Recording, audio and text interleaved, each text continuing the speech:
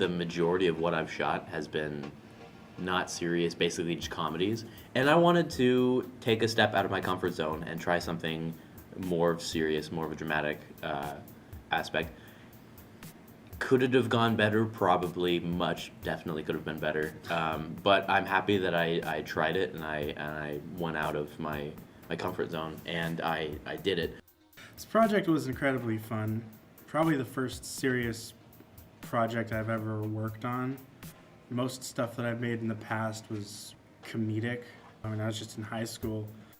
I had a lot of visions in my head that I wanted it, how I wanted it to look. And then the more I filmed, the more I got the feeling that it wasn't going to turn out the way I wanted it to. I reached into the depths of my script stuff and pulled out one of my little babies that I was really proud of, and I think I'm going to be hypersensitive of how it goes no matter what. I think it's going to be one of those things even if I reshoot it in a year, which I probably will, I'm going to be hypersensitive of it. I'm going to be like, this isn't as good as it should be. My shoot did not go very well. My location fell through.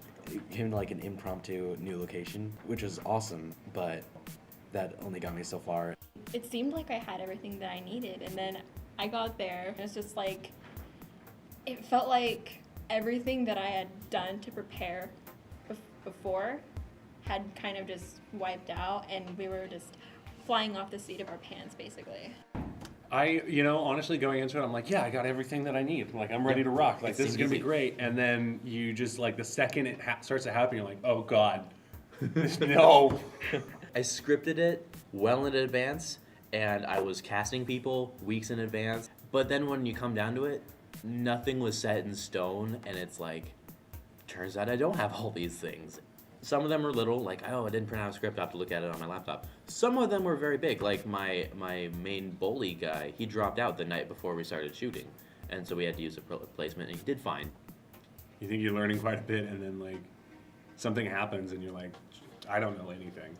I was worried that it was going to be just a disaster.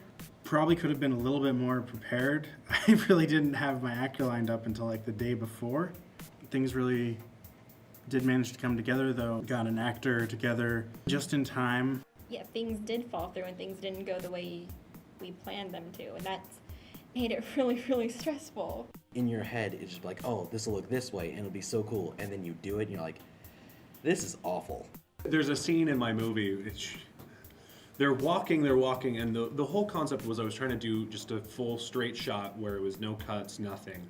We're running through the whole thing, and we finally made it to a point where it was the breaking point where okay, no, we're going to have to cut here. And so we cut here, and so I was like, all right, we're just going to rerun that dialogue. But I didn't think about the fact that they hadn't come to a stop yet at that point in the dialogue, and it looks so, your brain's something's wrong here.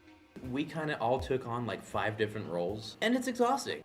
Yeah, there were moments where everyone's just laying down on the couch where we're just I don't want to do it. I had a lot of fun doing this. I had fun writing it and collaborating with people on the script. We had meetings where we just talked for hours about ideas and movie ideas and ways we could shoot things. That's where my fun kind of starts to end, is when it comes to the editing. That's the point where you're forced to watch your work and try and fine-tune it.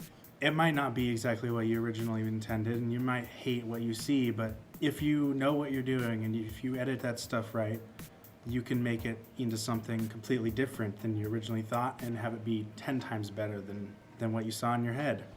Jay gave me a little bit of motivation. He was like, Andy Samberg said that when he was in film school, he shot the worst videos.